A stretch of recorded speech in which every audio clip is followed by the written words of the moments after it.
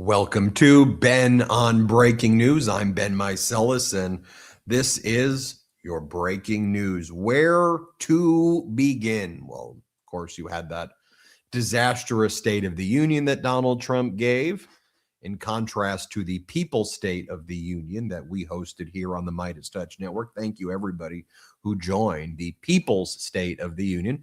We had over 2.1 million viewers to the People's State of the Union on digital. That was beating every cable and corporate news network that was airing the State of the Union. I think to myself, imagine if MeidasTouch Network had a cable channel or a channel on linear TV, what the view count would have been there. I mean, I think that if we were able to program such a show, I think there would probably be 5 to 10 million people watching that as well. But we get to, I think, really center our coverage in what the people are experiencing. I thought it was important for our People's State of the Union, that, which, by the way, shout out to Move On. Didn't they do an incredible job? Shout out to all the members of Congress who attended the People's State of the Union. Had over 40 Congress members and senators who showed up to our event. But perhaps even most important at all, thanks to all of the people who shared their stories about how the Trump regime has impacted them and their lives. And I think it's so important that we strike a very serious tone, the way we did in the People's State of the Union, but center it also in the people. That's why we called it the People's State of the Union, to show what lawmakers had to say, of course, but also you could hear the stories of people, real people, who represent millions of other Americans who are experiencing the same types of tragedy, the same types of hardship, the same types of pain and suffering that the Trump regime is inflicting. But ultimately, I also see, with the success of something like the People's State of the Union, I also see a great deal of hope about what could happen in the future. I see a future if we recognize and if we listen to what people are telling us they want, what they don't want, what they need, what is the role of government. People are telling us. And if we, whether that's in the news media or leaders in other areas, if we just talk, and don't listen, respond, be there, we're going to miss a very important moment that could result in generational change that uplifts and helps people. You know, when you listen to what the people are saying, as I talk about a lot on this network, it becomes very clear. People are recognizing that politics, viewed through a gamesmanship lens, has had the impact of obscuring and dividing, when what we should have been doing, and this is our focus here on the MeidasTouch Network, is not begin with the politics, but begin with the facts, begin with receipts, put forward a statement of values and principles, talk about that, and then find alignment with people who fight for those things. Not say, okay, what's the best democratic messaging here? Should the best democratic messaging be this, or should the best democratic messaging be that? That's already phony, right? That's already saying, what words can we say that best get people to vote for us? And again, it treats it like we're trying to get voters. That should not be what anybody does. What we should be doing as leaders, as responsible people or citizens or what have you, is to truly listen to what people are experiencing and to try to make a better union, a happier, a healthier, a place, a country, a place where people can buy homes and have health care, get an education, leave the world better for future generations. That to me, what it's all about. That's to me what the People's State of the Union is all about. That's what this network is all about to me. That's what we do every day. And sure, we have to respond and react and give breaking news. That's what a news company does. We tell the news.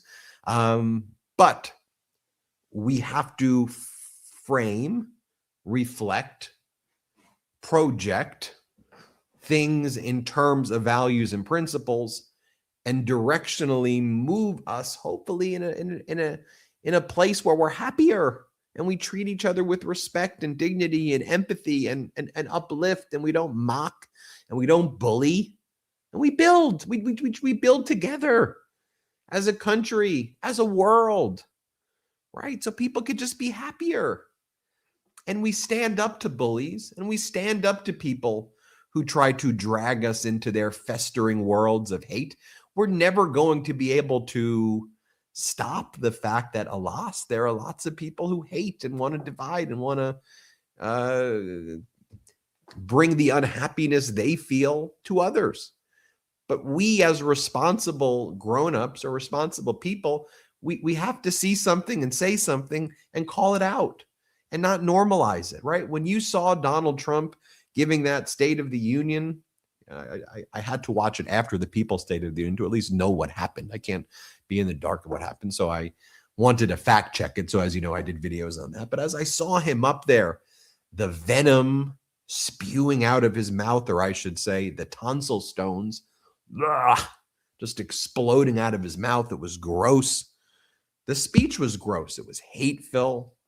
It reminded me of like the sham wow infomercials of the early 2000s. It's a shammy. It's a wow. It's a sham wow. We're winning. You don't know how to win. You're winning so much. It's a win, win, win, win, win, win, win. And I'm like, and I see the Republicans like, yeah, that was so good. And I'm thinking to myself, this is weird. The hell is he talking about? We're winning. We're winning so much. You don't know what to win with it. Just a con artist up there. And I don't say this as again, going back to what I said earlier, as a democratic position, as a liberal, as a progressive, as woke, right? I'm just watching this and I'm saying, this is weird stuff. And it's dangerous and it's hateful and it's divisive and it's filled with lie after lie after lie. Not even acknowledging the survivors of Epstein who were there in the audience either. Why couldn't you just say? Would it be so hard to say, you know what? I mean, and just think about how it would have been viewed if he said something like this. Look, I know a lot of people, I mean, already that's not his voice, right? A lot of people. But if he said, look, I know there's a lot of people out there who are frustrated with the Department of Justice and what they've done. I hear you. That's not what I'm here to talk about. I do want to acknowledge that we have these survivors here in the audience today. And I want to let you know that, you know, if mistakes have been made, if things have happened, if whatever, we apologize. And the way you've been treated, you deserve much better. And I'm going to make that a priority. And so you've been hurt. I mean, of course he can't say anything like that. He can't even look at them. Pam Bondi couldn't look at them. The Dow was 50,000.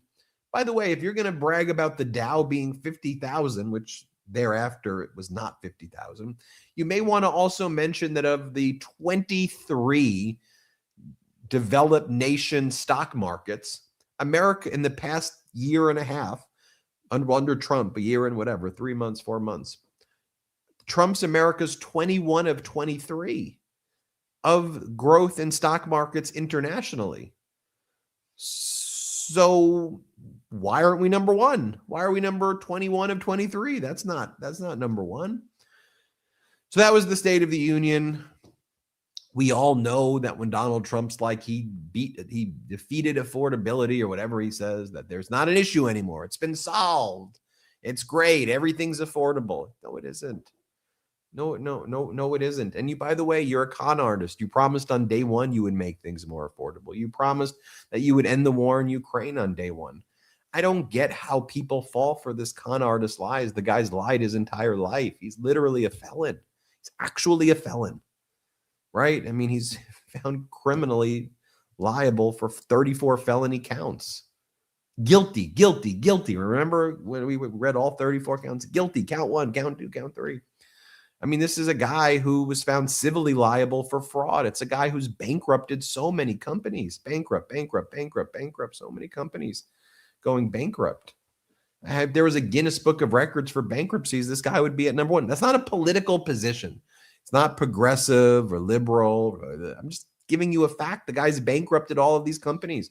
And right before his casinos went bankrupt, he would say, they've never been better. They're the greatest casinos in the history. We are thriving. Our balance sheet looks amazing. And then boom, it goes bankrupt. That's his life. That's what this guy has done his entire life. I mean, he is a sexual abuser.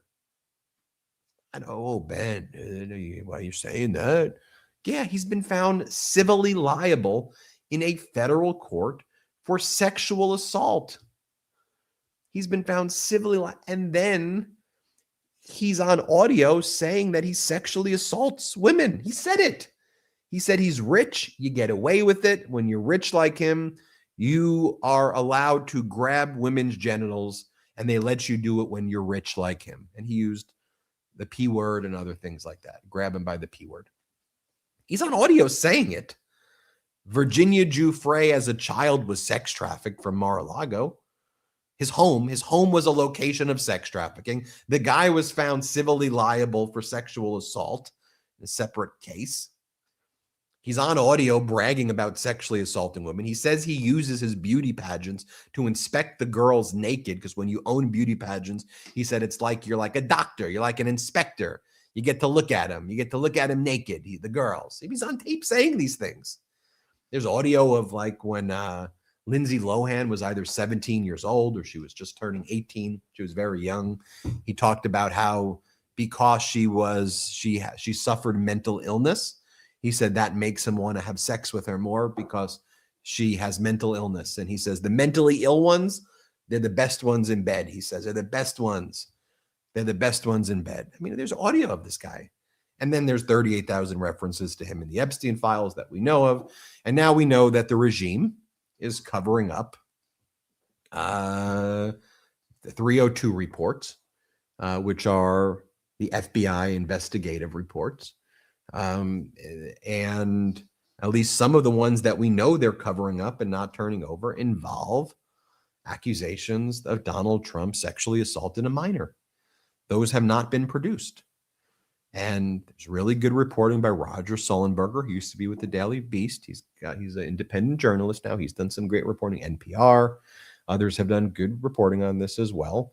You have the manifest, the document, which shows that these 302 reports from the accuser of Trump exist, and they just haven't been produced. They're covering it up. And with all of this as background, Donald Trump and MAGA say, you know who we really want to take the deposition of today? Hillary Clinton. Hillary Clinton. That's who. That makes sense. How about Howard Lutnick? And then why Howard Lutnick? I don't know, the guy who did business deals with Epstein, who was on Epstein Island, who brought children there, who lied about it, who exchanged nannies. I don't know if that was code word nannies because Epstein didn't have children, so I'm not sure the nanny for the children, but they're talking about that. Epstein gave him $50,000 for like some award ceremony that Lutnick had in 2017. Why not bring in Lutnick and have him go under oath and have a deposition taken just on that? No, Hillary Clinton. I mean, Melania's name is in the Epstein files. I've done lots of videos on that. Remember, Melania threatened to sue everybody who made any accusations about her and Epstein. I'm going to sue you for $1 billion. $1 billion. Remember, she threatened to sue Michael Wolff and Hunter Biden. And she said, I need an apology and $1 billion. Okay. And now we see the files, and Ghislaine, 2002, was referring to Melania as sweet pea. And then Melania was saying to Ghislaine, like, dear Ghislaine, it was dear G. The New York Magazine article with you and Jeffrey Epstein was so good. You look so great in the photos. I can't wait to see you again soon. That was the New York Magazine article where Donald Trump said that Epstein's a great guy who likes women on the younger side. That's what Donald Trump said. He likes on the younger side, but a fantastic guy who likes women on the younger side. That article had red flag after red flag in it about Epstein. That's the one that Melania said, great article about Jeffrey Epstein. Okay, well then Michael Wolff sues Melania. I did a whole video on this morning. Melania ducks service. She hides from getting, you know how like when someone files a lawsuit, you have to get served, like you've been served. So she hides from service, the process. And then she pops up in a federal court to argue that Wolff's case should be dismissed because she was never served with the lawsuit. But her lawyer, when her lawyer was threatening Wolff, said, direct all communication to me. So then Wolff directed the service of the complaint to the lawyer. Is that I can't take this. I can't take this at all. But you said direct all communications to you. And then Melania says, well, this case can't be in New York. It needs to go to Florida because she wants to try to get the case in front of Judge Eileen Cannon, in my opinion. She's like, get this case to Florida. I live in Mar-a-Lago. Okay. So then Michael Wolff submits a very detailed declaration showing why he believes, even though she claims to live in Florida, that she actually lives in New York. And he gives a lot of specifics, including social media posts, where Melania says in 2024, New York is my home. Like she posted that on social media. New York is my home. It was during the campaign, right before that Madison Square Garden rally that they did. And then at Madison Square Garden, she said, New York is my home. So Wolff submits all of that. Melania doesn't even submit a declaration testifying or an affidavit as an affiant saying under penalty of perjury that she lives in Florida.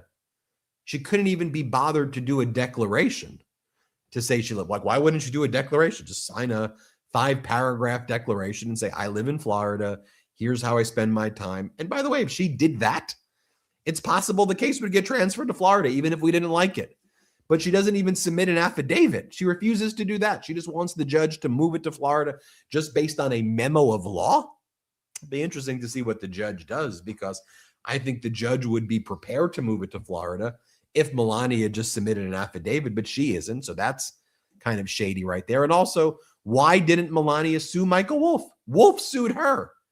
And her response is to avoid her. Why don't you countersue him? Sue him for $1 billion if you think that he's defamed you, right? No, because she doesn't want discovery. She doesn't want to sit for a deposition. She doesn't want to do any of that. But by the way, do you know who was fine sitting for a deposition? Hillary Clinton. Hillary Clinton. And she said, but what Hillary Clinton said was, let's do it in public. Let's do a hearing where all of you Republicans, Jim Jordan, you're a tough guy. James Comer, you're a tough guy. All the MAGAs out there who go on state regime media, question me in front of the world. I'm here. You want to do it 5 hours? I'll do 5 hours. You want to do 10 hours? Do it 10 hours. I'm ready to go, but let's do it in public. Now, again, I don't care what political party you're from, whether you're a Democrat, Republican, Independent, whether you hate politics, whether you're from another country, whatever. Isn't that a reasonable ask by her? You have all these people defaming her. They want her deposition. She says, let's do it. Just let's have cameras there. Let's do it in public. So it would be pretty shady, right, if someone objected to that and said, no, we want to do it in private. You want to do it in private? That's weird. But that's exactly what James Comer and MAGA did. They said they want it in private. They want it in secret because they know that if she testifies publicly, they'll be embarrassed. So going back to what I said before, ask yourself this question. This is what I ask myself all the time in these things, because I don't like politics that much. I care about the impact of politics on people's lives. Let me be clear. This is a political media company or news company. We cover politics, but it's actually to deconstruct politics to what we're really talking about, which is basic humanity and truths and evidence and facts. So I ask myself, you say you care about transparency. She wants to do it publicly. You go on Fox and all these things and you say things about her. So just do it in public. Like what's the big deal? And then when you go, no, we got to do it in secret. I go, okay, got it. I understand your agenda. Your agenda is cover up and to say, we did a Hillary Clinton depo, and then send photos of her to MAGA influencers like Benny Johnson, who got the photo, Lauren Boebert. Oh, Benny Johnson, that's like a photo. She sends the photo to Benny Johnson. That's my Lauren Boebert impression. She sends the photo to Benny. He posts a photo of her. Ooh, look, Hillary Clinton's getting deposed. Then they had to stop the deposition because Lauren Boebert was taking photos of Hillary Clinton. How embarrassing. Like she was caught taking photos of Hillary Clinton. So then Hillary Clinton says again during the depo, okay, look, if you want to take these photos of me, then let the media in. Stop it with this crap. Stop behaving like that. I'll do it. Let's invite the press in so then no one's taking weird photos of my side view and you're not like sneaking your phone and doing photos like that. Let's just have the media in there outside. Let them in. Again, regardless of what political party you're from, right? Even if you hate Hillary Clinton, even if you hate the Democrats, even if you hate me, right? Isn't that a reasonable, wouldn't you want to see this thing live? Wouldn't it raise your suspicion that somebody does not want to hear it live? So the Republicans said, no press. We're not allowing it. Can't happen. Okay, so she continued her deposition and she finished it. Just look at the contrast of behavior between the Trumps, the Lutnicks, the Melanias, all of that crew, and Hillary Clinton. Say what you want about her. I happen to respect her. I interned for her when I was in undergrad. I happen to like, I did a rap about her in 8th grade to Coolio's song. And it was when she was a first lady. I won't do the song, but I did a rap for my 6th grade project. It was 6th grade, where I won't even explain it. It was an interesting project that I did, but I did the rap song to Hillary is a good first lady. Hillary is as she walks through the White House where she lives and she eats. She takes a look at her life and realizes it's very neat, but that's perfect for a first lady like she. I don't know, something like that. That's how it went. We're trying to locate the project that I did on Hillary Clinton, but then you know how the song goes. Tell me why are we so blind to see that the ones we hurt are you and me? But the chorus for my song was Hillary is a good first lady. I don't even know how I remember that. Okay, I'll stop talking about that. But in any event, that was what went down. She finished the deposition. The Democrats are demanding it be released. But now all the MAGAs that were out there, like James Comer, they were being asked, like, are you concerned that Donald Trump is covering up the FBI 302 reports that show that there was people making accusations of him that he sexually assaulted them when they were minors? Let's take a look at what James Comer has to say. Let's play this clip. Are you concerned that there has been a cover-up of sexual abuse of a minor by President Trump? There are missing FBI records that appear to be. No, we're looking into the accusation by the NPR. We don't know the answer to that. We know what the administration says. We're still looking to get a definitive answer on that. All right. Well, what about Howard Lutnick? What about that? What about, should we call Howard Lutnick in? Wouldn't it make more sense if you were to do these depositions that people like Howard Lutnick testify first? Here, play this clip. So we'll do one more question. Go ahead. So in the spirit of bipartisanship, would you then ask the Commerce Secretary Howard Lutnick to come testify? It seems like he has some information. That's very possible, and I think I think it's a good possibility that his name will arise in some questioning today. It'll be on my list, and I have an email I printed off for Hillary to ask about Howard Lutnick today. Okay. So God's watching. We're asking again, and I want to remind everyone: we've already brought in Alex Acosta and Bill Barr for depositions. That's 2 Republicans in the Trump administration. So this isn't just about Democrats. This is about anyone that has any knowledge of Epstein, the investigation. I think we all agree the government failed. The government failed the victims. And what our role is, we can't prosecute anyone. But what we have been doing is getting transparency to the American people. We subpoena. Again, don't invoke transparency. Just tell us the truth about what you want to do, right? It is what it is. You know, you are a political hack and you view your job as helping the Epstein class cover this up. And that's what you want to do. So don't use the word transparency. Don't invoke survivors. You know, don't, as the Trump regime's doing now in Minnesota, as they're stopping federal reimbursements for Medicaid there. Don't act like we didn't want to do this. We're just rooting out the fraud, right? You know, just say it. You know, I'd have more respect for it. Maybe respect's not the right word, but I would at least be like, okay, look, they're telling us, right? I mean, look, just say that you are retaliating. You like an authoritarian leader. You don't care about the survivors. You're all involved in this Epstein class stuff. And you want to harm blue states because you believe that, you know, Raqqa, or the city Raqqa, Syria, you know, when it was under ISIS control, you know, was kind of a model. Like you like that. Like you like chaos. You view Kim Jong-un as great. You view Putin as great. You like that. You like Orban. You like that. That's what you're into. You're part of that cabal in that group. Okay, that's what you like. But don't act like you're here for survivors and you're here for transparency. If you were here for transparency and Hillary Clinton says, let's do this in public, you would say, Eureka, transparency. That's a good idea. Let's do it in public. That's not what you did. But so just admit it.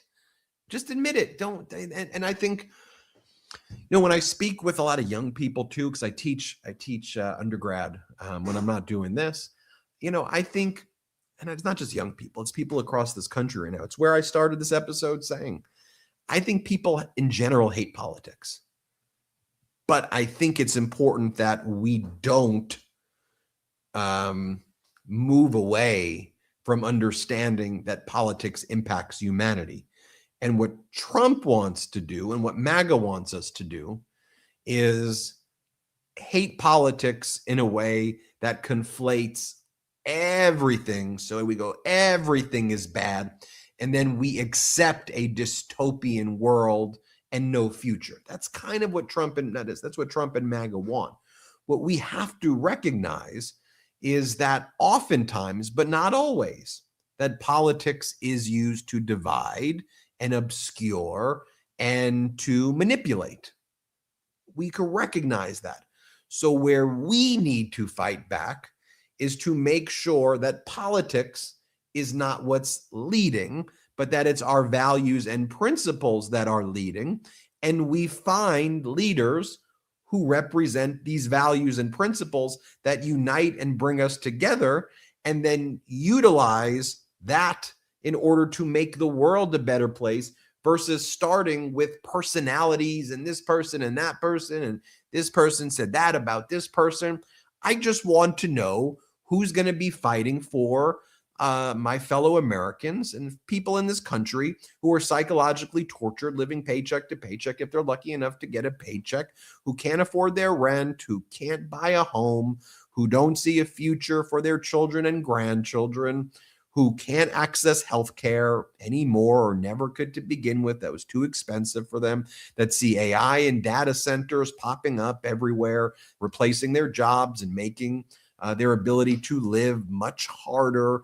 I see people who are terrified about ICE and Border Patrol, Gestapo, and SS torturing and terrorizing people in the streets. I see all of that, and people want help on those things. And so we need to find people who help. And if those people are Democrats, great. And if they're not, we should identify that, right? I mean, that's where, or if we want them to fight for those issues, we need to start with those issues and then find people who fight for them versus hope that people fight for them. Do you get the difference? We need, this comes from the people. And we need to make sure that more importantly than anything, that values and principles are supreme here. And I'm going to keep on talking about that here on the MeidasTouch Network. So when we get back from our first quick break, I want to talk more about that deposition that was just taken. I want to talk about some international news because all of this stuff is interconnected, right? I bet you didn't know yesterday. Did you know? Well, I'll ask you. Did you know that yesterday Kim Jong-un bragged about increasing their nuclear arsenal and making it even bigger? We have a plan to strengthen our national nuclear force. We'll focus on projects to increase nuclear weapons and expand nuclear operational means and space for use. Did any of you know, like I'm just asking you generally in the chat, other than us talking about the net, did you know that was a thing that he said? And could you, and the fact that that's not talked about as even headline news, when you have that, you have the fact that off the coast of Cuba, you had a boat coming from the United States where 10 people were on it. There was a shootout with the Cuban Coast Guards. 4 people on the boat were killed. 6 people were detained. And we don't that's like all the information that we have. We don't know anymore. We're about to go to a war with Iran. Iran's rejected all of Donald Trump's demands, even though Trump said everything was obliterated back in June last. I mean, everything here, we're 4 years past Russia's invasion of Ukraine. Yesterday in the United Nations, the United States abstained from a vote that said we want peace in Ukraine. The U.S. abstained from that. U.S. and China abstained from a resolution urging a comprehensive, just and lasting peace in Ukraine. I'm not really good at teasing what's to come after ad breaks. I think I just told you what was going to come after. Okay. But when we come back, I'll tell you much more about that stuff, and we'll talk more about the Clinton deposition. All right, let's take a quick ad break. A reminder, hit subscribe. We just hit 6 million subscribers. We're heading to 7. Subscribe to the MeidasTouch audio podcast as well. That helps us out as well. And leave a 5-star review there. All right, let's take our only quick break of the show. Hey everyone, Ben Meiselas from the MeidasTouch Network here. Let's be real. Owning a handgun for self-defense, as I do, comes with serious responsibility. You need it secure, but also accessible when it matters most. Too often, that means choosing between locking it away or leaving it out, vulnerable to kids, guests, or intruders. That's the problem StopBox USA set out to solve, and they nailed it with the StopBox Pro. It's 100% mechanical, keyless, battery-free lockbox that gives you instant controlled access to your firearm.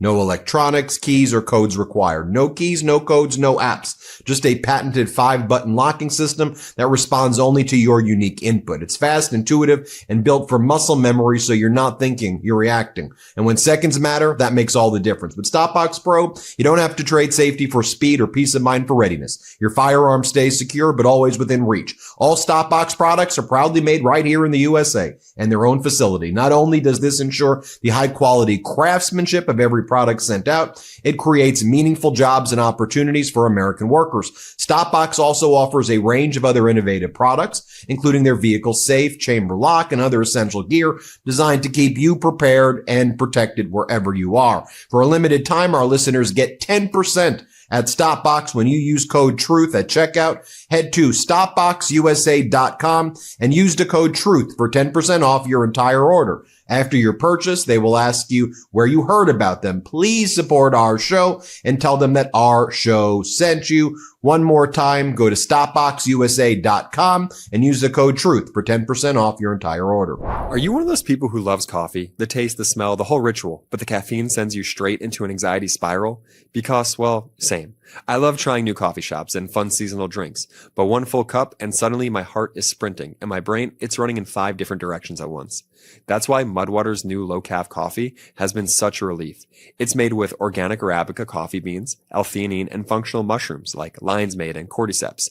So you still get that rich, full-body taste coffee lovers crave, but with only 45 milligrams of caffeine. Enough to feel awake and dialed in without the jitters, crash, or emotional roller coaster. And if you want something even gentler, the original blend is still there for you. The coffee alternative made with cacao, chai, turmeric, and functional mushrooms. Warm, grounding, and perfect for days when you want energy without the buzz. But for real coffee lovers who just can't handle that heavy caffeine anymore, this new blend hits the sweet spot. Real coffee taste, calmer energy, no spiraling thoughts. Because satisfying that coffee crave shouldn't wreck the rest of your day.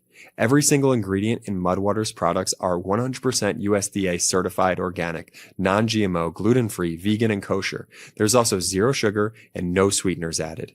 The best part about Mudwater is it provides sustained energy without the spikes and crash of traditional coffee.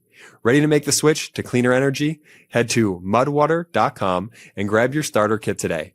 Right now, our listeners get an exclusive deal, up to 43% off your entire order, plus free shipping and a free rechargeable frother when you use code Meidas. That's right, up to 43% off with code Meidas at MUDWTR.com. After your purchase, they'll ask where you heard about them. Please support our show and let them know that MeidasTouch sent you. Really love Mudwater. Shout out to them. Shout out to all of our sponsors right there. I mean, check all it out. I mean, it's great stuff. And Jordy spends a long time working on those discount codes, and make sure you check it out if you can. Stopbox, it is critical. It's critical, for self-defense sometimes, and you gotta be safe about it as well. So the discount codes are in the description. This has been on Breaking News. I'm Ben Meiselas. This is Breaking News. While that ad break was taking place, we learned that Warner Brothers looks poised now to sell to Paramount. And we know that Paramount just bought CBS, and Warner Brothers Discovery is now saying that Paramount's $31 per share bid is superior to Netflix's offer as the latest twist in the bidding war there. Now Netflix has 4 days to try to counter, which this took place. Basically, Paramount, which now owns CBS. We saw what happened with CBS after Paramount, the parent company, Skydance, acquired Paramount CBS, and now they're going to try to acquire Warner Brothers. And I pretty much guessed the direction that would be taken in there. I mean, as between Netflix and Paramount in terms of acquiring Warner Brothers, I mean, you pick whoever I'll leave that for you to decide. But I mean, what we're seeing with this consolidation in my opinion, under normal situations of antitrust enforcement, I'm just giving you my opinion here, none of this would survive scrutiny under actual antitrust enforcement mechanisms. But remember, the DOJ doesn't really have an antitrust department anymore. Their leadership, the number one and number two, were forced out recently because big tech told Donald Trump they didn't like what was being done by the head of antitrust, who, when she was announced, Donald Trump did a social media post when he hired the head of the antitrust division and said, we want you to make sure big tech can't do all these, antitrust consolidations. And her background was stopping or standing up to big tech. So look, she was a Trump pick. She was someone who said that she was standing up to big tech. But as we've seen before, and as we talked about before the commercial break, it's like when Comer talks about transparency or the survivors, right? It's opposite world. They say those things. Maha, make America healthy again. They say these words, but ultimately what they're doing is making America less healthy by far with measles outbreaks. I mean, heck, you had the Surgeon General, that Casey Means, the nominee.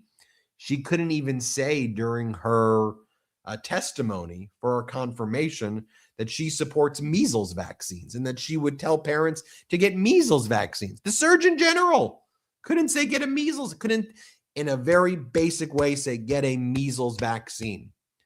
So make America healthy again. They say we're going to ban glyphosate. They do the opposite. They make the glyphosate they give it the status, they give it immunity, and then they give it the status of the most preferred pesticide, right? Right next to choline, you've got Mr. Glyphosate. And their whole thing was running against this stuff. So they're not make America healthy again. They're make America sicker again. They're not for survivors. They're against survivors. They're not against big tech. They're for the most helpful aid and assistance to help big tech form monopolies. which is ultimately what big tech likes sometimes. So they go to the White House because they're like, oh, wow, all we got to do is give the guy a gold nugget, give him like a brick of gold, give him a fake medal, and say nice things about him. And we could avoid all of the regulatory framework that was actually intended to protect consumers. Wow, that's all we got to do. That's what's really going on here. And by the way, that's Putin's tactics, right? When Putin goes denazification, and we need to invade Ukraine because of the Nazis, and we need to denazify it. And it's like, Zelensky's Jewish, and the denazification, we need to help, this is what Putin said, build hospitals and help the infrastructure of Ukraine. So we need to take it over. Does that sound familiar to you? That's what Trump's saying with Greenland and Canada, right? We need to take it over because it'll be much more prosperous. We have to do it. We're sending hospital ships, even though we're not, to help Greenland because they're sick. The people are sick there. No, they're not. It's the same mindset, right? In Hungary right now, as you have the Fidesz party, as you have Orban's party, by Tez, losing to the Taisa party, to the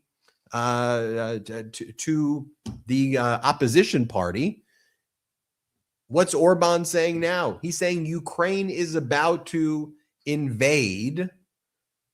He's saying Zelensky is about to invade Hungary. That's what Orban's saying. We have to protect ourselves. Zelensky's about to invade us. That's what they say. By the way, in Hungary, when Orban came to power in the past 15 years, one of the things that he said, it's because it's all the same playbook, was he's going to get rid of the pedos. There's deep state of pedos out there, and he's going to stop it. Well, you know what they did when they came into power? They turned their juvenile justice system, and I put that in quotes, in Budapest into a sex trafficking of underage of children. And so a lot of the protests that we see in Budapest are that the Orban regime was covering up a sex trafficking ring there, while they were saying they're going after the pedos and said all these other people are the pedos, right? There is a playbook that is used by authoritarians to destroy democracies and to destroy liberal democracies and to topple really the advancements of liberal democracy since the late 18th century and to now. If we view things through the lens of purely domestic politics about what's going on in the world, I've said this before and let me say it again. If you view the problems taking place as purely domestic, gamified, Democrat versus Republican versus independent, whatever politics, it's like bringing a butter knife to a fight against F-35s, where your butter knife also has a kill switch on it set up by the Epstein class. Because what's actually happening in the world, and you see it in the Epstein files, which is why one of the other reasons Donald Trump didn't want it released, is that you have this international Epstein class. You have this group of authoritarians who view themselves as masters of the universe, who use sex trafficking as a currency amongst each other to blackmail each other, to get ahead with each other. But you have these people who use the same playbook to rip to shreds a world order that existed at the time, create a new world order. And in the process of destruction, they see opportunity to profit and enrich themselves. Throughout the Epstein files, you see Epstein talking to people and other world leaders before the annexation of Crimea by Russia about you should short the ruble, you should do this, you should do that. You have him talking about Bitcoin to Putin. He's referred to as Putin's money manager, Epstein is. You have him and Bannon talking about propping up secretly Jair Bolsonaro, who was the prior MAGA insurrectionist leader of Brazil, who has since been sentenced to just 27 years in prison, right? You have You have Brexit being discussed, making the messaging behind Brexit being discussed, and how the European Union would be destroyed and ripped apart. You have all of that, and Epstein's in the middle of all of it, and you have all that taking place in the files. And so at an international level, there's an international movement of authoritarianism, an international version. MAGA is the vessel in the United States for it. Trump is a vessel in the United States for it. But in Canada, Pierre Poilievre and his mutation of the Conservative Party there was going to be that. The Liberal Party in Australia, which is not actually the Liberal Party, it's their right-wing party, Timu, MAGA, and Denton, and all those people, they were projecting in Australia a MAGA vision there. And Anthony Albanese stepped up and he won and defeated them at the Labour Party. In Canada, Prime Minister Carney was the right guy for the right moment, right? The central banker to outmaneuver Donald Trump. Canada picked the right guy for that moment. But if you look in France, whether it's the successors to Le Pen's movement, whether you look in UK, the Reform Party with Nigel Farage, whether you look at Fidesz in Hungary with Orban, whether you look at the AfD in Germany, I can go country by country here. You get the point. This is why Rubio, this is why Vance rushed to Hungary in order to try to prop up Orban. Orban, by the way, is doing the same stuff that Trump is doing in Fulton County. Seize the signatures of the voters, go after, get the voter rolls, intimidate people at the polling locations. I mean, what we saw in that prior post, Jeremy, that you put up of the opposition party leader was calling Orban out for, frankly, the same things that Democrats are calling. Yeah, Peter Meiselas is the main opposition leader, calling out Orban for the same thing that Democrats are calling Trump out in Fulton County. Orban is doing in Hungary right now. Same stuff, same playbook. And I want you all to know that, because that's actually what's happening here, because the history of humankind, has been of authoritarians, of strong men. That's what it's been. And the idea of liberal democracy, popular sovereignty, we the people, that's a revolutionary concept.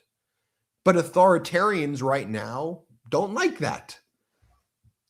And they are utilizing social media, AI, and a disparity of information. Paradoxically, there's more information now than ever, more access to information now, more ability to acquire knowledge. Yet paradoxically, people are less informed than ever before, because with the disruptions of new technology, it's allowed the authoritarians to brainwash people en masse. This is happening at an international level. Let me repeat that. To create a feudal dynamic of lord versus peasant internationally. That's what's actually taking place. That's actually in the Epstein files if you analyze it through the lens of what's happening here. Right. And it's fascinating to me as well of some of the other major resignations that are happening as a result of the Epstein files. Right. You had the head of the World Economic Forum announce resignation today as well. He's in the Epstein files speaking with Jeffrey Epstein. Remember that guy who was side by side with Donald Trump at Davos? Borge Brend. Remember this guy right here? There he is right there. I think he was a former foreign minister in Norway. And he says, it's a pleasure to welcome Donald Trump back to Davos. At a time of significant economic, technological, geopolitical change, the World Economic Forum provides a platform for leaders from government. Well, he's now resigned because, well, here's photos of him and Bannon. This is the crew. This is the team right there. These are individuals, who are causing a lot of the pain and suffering that lots of people are experiencing internationally, and then going and saying, we're the ones who can save you. They cause the pain, they cause the issues, then they want to be the ones and say, let us save you from the pain that they've unleashed, including, if you don't see their hands all over issues regarding mass migration, their hands are all over it. The same way when there was a fix in the United States to deal with immigration in a common sense way, a bipartisan bill that was supported by Democrats and Oklahoma Republicans. Donald Trump, when he was running, told the MAGA Republicans, kill that bill. We can't have actual immigration reform because they need there to be pretext for the terror they want to inflict. That's true everywhere in the world, what these right-wing authoritarians want. They want the chaos. They want it so that their authoritarianism could step in and solve it. By the way, just like Howard Lutnick, this guy, Borge Brend, claimed we have no, I never spoke to Epstein. I don't know him. And then they were setting up meetings. Then after we found out that he was doing meetings, he's like, but I never knew about his criminal record. Well, then there are messages in the files of Borge Brend doing laugh emojis with Epstein, joking about his prior felony conviction for child sex prostitution, which shouldn't be called, that should be called rape, it should be called child rape. But they were doing laugh emojis about it. And so he clearly knew also about Epstein's prior criminal history. These guys are just liars. They lie and they lie and they lie. So let me share with you what Democratic Congress member Garcia said, though outside of that Clinton deposition. He said, look, this committee, this House Oversight Committee, a new precedent has been set. And we're going to now, we want Donald Trump to be deposed now. You deposed Bill Clinton. We want Trump to be deposed. You did Hillary Clinton. We want Howard Lutnick to be deposed. Let's do it. Let's go. Let's brawl. Here's what Garcia said. Let's play it. Lastly, I want to also add that this committee has now set a new precedent about talking to presidents and former presidents. And we're demanding immediately that we ask President Trump to testify in front of our committee and be deposed in front of oversight Republicans and Democrats. And that should happen immediately. He is the person that appears almost more than anyone else in the committee, and it needs to happen right now. Mr. Chairman, do you distinguish at all? Do you distinguish at all between president and a former president and a sitting president? I mean, is there something in there? Because they will say, "Wait a minute, we know what what the court ruled on his immunity." We should depose the person that is mentioned in the Epstein files almost more than any other person next to Ghislaine Maxwell, and that's Donald Trump. Mr. Ranking We're gonna Member, have a couple really comments, and then we're quickly, gonna. though, how did that? There you have it, folks. That's what I want. I just want transparency. So going back to how we started this episode, we want transparency. We want the facts. We want to know what's really happening. That's all. Shouldn't it be a Democratic issue, a Republican issue, an independent issue? That's all. Just tell us what's happening. Tell us. Give us the facts. Let the people know. That's why the catchphrase here is show the clip, play the clip. You know, sorry if it's annoying, some play the clip. I want to show you what they said. So you also know that I'm not just ranting and raving. Like I'm telling you, here's what he said. Here's this, here's this, here's this. And then judge for yourself. That's it. That's what this whole network is about at the MeidasTouch network. And that's what we're going to keep on doing every day. So, a reminder, show I do with my brothers, 8 Eastern, 5 Pacific. Make sure you catch that show. Excited to do that show, to be live this evening. Excited to see them. Make sure you subscribe here on YouTube. Help us get to 7 million subscribers. I'll start to remember to say 7 instead of 6, but I won't say what I'm about to say. But make sure you subscribe.